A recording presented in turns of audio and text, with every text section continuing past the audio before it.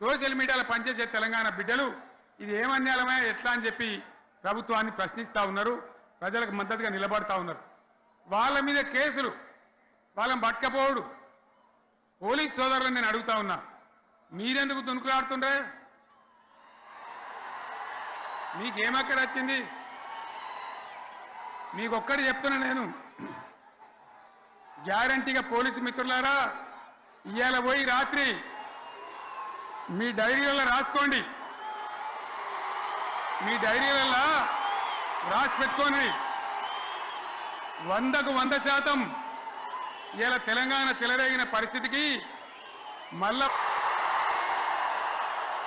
అది ఎవరు కూడా ఆపలేడు. అది ఎవరి తరం కాదు, ఎవరి వశం కాదు.